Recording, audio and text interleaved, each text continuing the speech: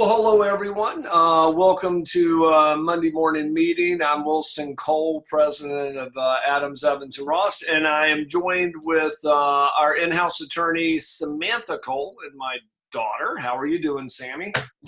I'm doing good. How's everyone? Call her Sammy. Get her off balance. At least I'm not calling her Pumpkin. So. Work. Hey, today we want to talk about something that we saw last week, and it's just to kind of explain it, because a lot of folks don't understand that a company, when they go out of business, or if they change a name, or if they're acquired by another company, chances are the new company does not owe you. There's some things that you can do to, call a continuance of business, and it's subject for another day. But I just kind of want to shed some light, and Samantha, and you can correct me if I misunderstood. But I see this probably twice a month, where client calls me, and this may happen before the collection, it may happen during the collection, it may happen when we're in litigation. But the scenario is always the same. You have company ABC that they are acquired by company XYZ, and our client says, good, they have a new company. They should have plenty of money. We'd be able to go after them. Chances of us being able to go after the new company, especially if it is an arm's length transaction, okay, meaning the new company is somebody that has no connection to me. Now, if I sold it to my wife, that's not an arm's length transaction. But if it's an arm's length transaction to in essence strangers, or to people out there, and they do what is called an asset sale, the new company does not acquire the liabilities. They're just buying the debt. It's called an asset sale. Sam, without getting overly legal, so they understand what the scenario is, kind of explain that in detail a little. Well, they wouldn't be buying the debt. Because if they were buying the debt, then they would be holding all the liabilities of the company they're buying. Okay. They're buying any of the good while leaving the bad. Okay. They're buying the client list. They may be buying, if it's, a technology company, they may be buying the patent. They're getting all the good stuff out of it and leaving a shell of what was left. Yes. If it's prior to collections, then pretty much there's nothing we can do. They were bought last week and we've been meaning to send it over to you. The company that you were dealing with may no longer exist, because usually once it's sold, you dissolve the LLC. If the LLC still exists, we can go after it and see if there are still assets in that LLC. Well, and we're saying LLC, that same thing's true for corporations or but for any, business entity, if we go in, if we're already in litigation, it gives us a little bit more grounds of whenever a merger happens or an acquisition happens, they have to disclose if they are currently in any litigation or have been notified of any pending litigation. Okay. And at that point, sometimes the sales will require that an amount of money that is the liability that legal aspect could have, especially if they were buying the liabilities as well, be held in escrow to try to wrap up. We don't want this coming after us, so everybody's going to throw money into a checking account that does not get touched until all the liabilities are taken care of. So if they are in litigation, what you're Yes. saying is that there's a couple, and especially and with the liabilities, that would be true even through the collection process. But for example, let's assume that it's just your standard asset sale. So Mm-hmm. they're going to take all of the assets of the company and sell it to the second XYZ company. And that old corporation still technically owes you. I mean, they owe you 100%, and we can go ahead and continue to litigate against it, but you wind up with a judgment that now is against a company that has no assets because they just sold them. You and I, when we were talking, it's a long shot, but there's a little bit of a fallback position to where if litigation's already started and there's an asset sale, then you can go after the proceeds a little bit. And I know that's a reach, but kind of explain that. It's a reach that basically you can't, once litigation is started, it's difficult to sell the company and then dissolve everything quickly, and you've got this pile of cash. Well, as you're dissolving the corporation, you're going to have to pay off any debts, unless you're going to file bankruptcy, which you can't file bankruptcy if you're sitting with, $1 million in cash from where you've just sold the company. So that allows where, it's costs a little bit more. So you're going to need additional costs to go towards the courts because there are different forms that have to be submitted and things along those lines. But there is still a realm that, okay, we can possibly go after this. However, when there's been a sale, the thing that everybody has to remember is whoever bought the company owes you nothing. Okay. And they cannot be sued because they bought this company, because most likely in all of the documents for the sale, they said, we don't owe anything on anything that you've done prior to this. Okay. So the big takeaway here, and I want everybody to understand this because I know I have this conversation, if not daily, at least a couple, 2-3 times a week. It sounds like semantics, but if you were dealing with ABC company, the owners don't owe you the money. It is a corporation unless you have a personal guarantee, which we covered in a previous subject. I mean, corporations were created to shield individuals from liability. So I cannot tell you how many times I get a call that says, hey, Wilson, I thought I wasn't going to get paid, but I just found out Microsoft is buying, in this hypothetical situation, is buying our client that, that we had, or we were thinking about turning over to collection, so we're going to get paid by Microsoft. In most cases, that's not the case. Microsoft is just buying those technologies, those patents, and I'm using Microsoft just because that's a recognized name. We haven't had anybody in from that company, but the new well-known company, as Sam says, doesn't owe you the money. They are as removed from that debt as pretty much anyone else. It's the old company, and the contracts that they signed basically say, hey, from February 1st forward, we're liable. Anything prior to February 1st, we're not liable. So the key that I hear, and this is whether you utilize us, whether you utilize someone else, you utilize an attorney or another agency, you need to go ahead, and time is of the essence, because if there is an asset sale, I can tell you, this isn't legal advice, I can tell you from a collection standpoint, if there's an asset sale, we go from about an 80% success rate for our clients to about a 3% success rate. It just doesn't get paid very often because the people have gotten the money, they've moved on down the highway, and that old corporation is still sitting there. So you go from an 80% success rate down to about a 3% if somebody says, we sold the company.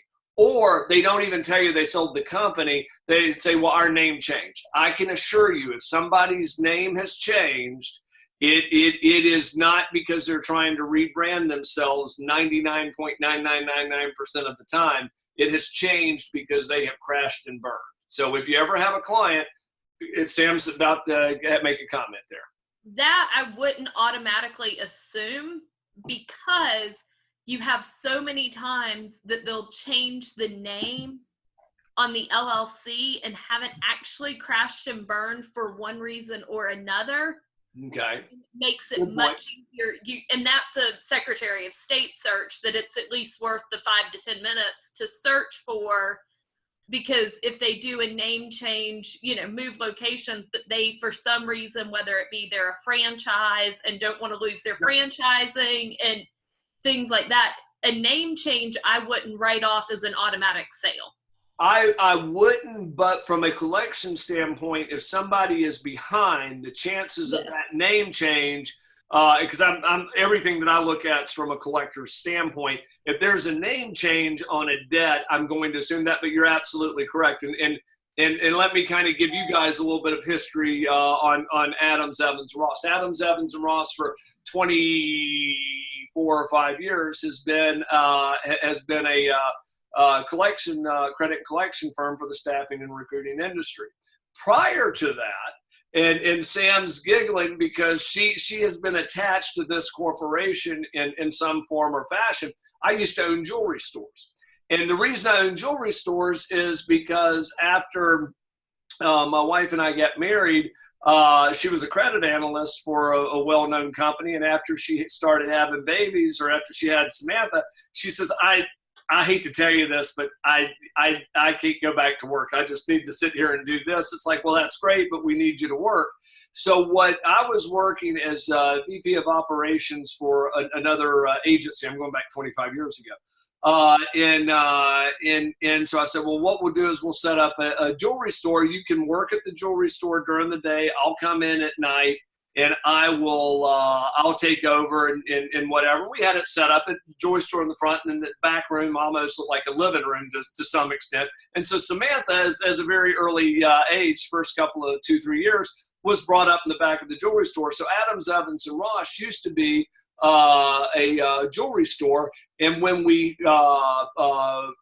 she was going to have another baby, she says, okay, we've done this for 3 or 4 years. It's been fine. Now I don't want to raise another baby in the jewelry store. Well, I was going out on my own, so I just took that corporation that way, and we had a name change there. But it was a viable corporation that wasn't in financial trouble. We just went in a different business direction.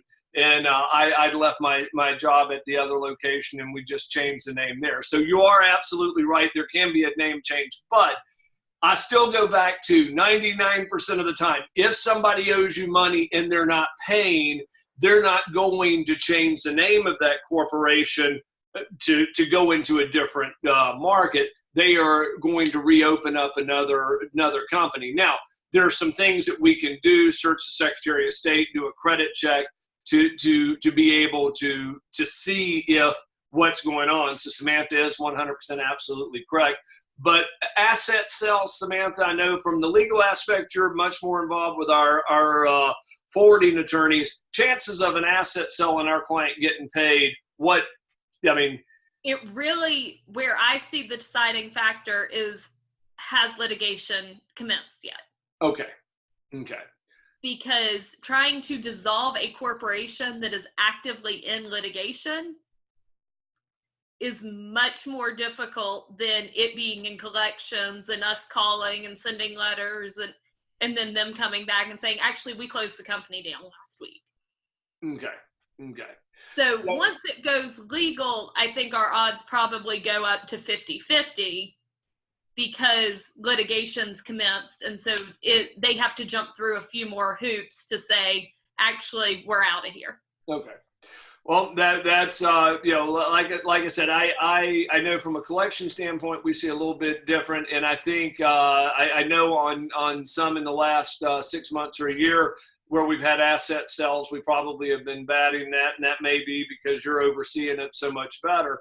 But I know in the past, an asset sale was almost a kiss of death. Bankruptcy is always going to be, I say always, going to be much more of a kiss of death. But an asset sale is, just understand, they have sold off all the good stuff, and they've left an empty shell for the bad stuff. So the key is, whether you get us involved or anyone else, you need to run it through collections. You need to, if they don't pay, then escalate up into suit.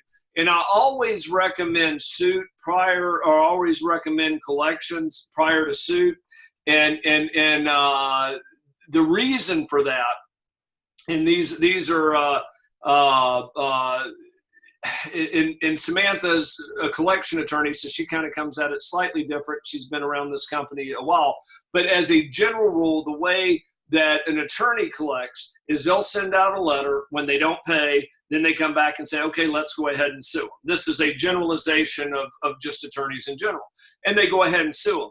The problem with that is they don't have a snapshot of what that company looks like prior to sue. We run it through collections, but we're also doing an asset and liability investigation, doing our research to where we know what the probability of it winning in suit and being able to actually collect are. And so 80% are going to pay us, 20% aren't. About half of them will recommend for suit. Out of the ones that go to suit, we see funds for our clients about 84%. I think last year we were about 85%. We see funds for our clients 85% of the time. The American Bar Association, the last time I read a quote, was only 7% of judgments are actually enforced.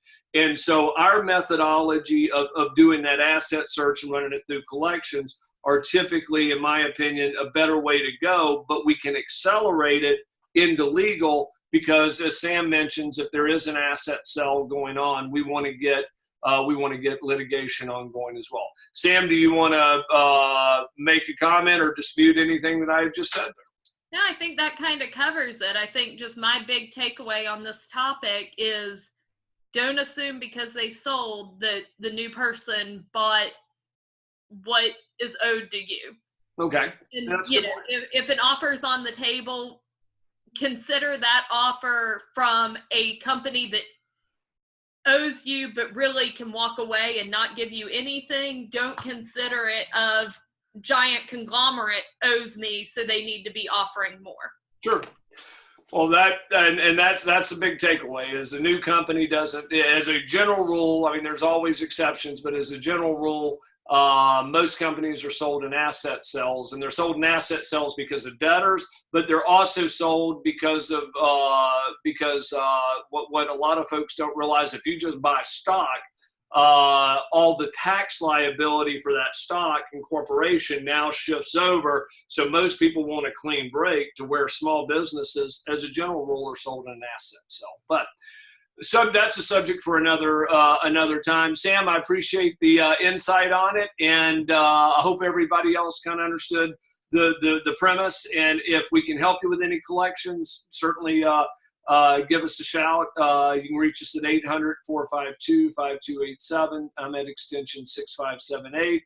And Samantha, do you have an 6681? Or you can email Samantha at aercollections.com, or you can email Wilson at aercollections.com.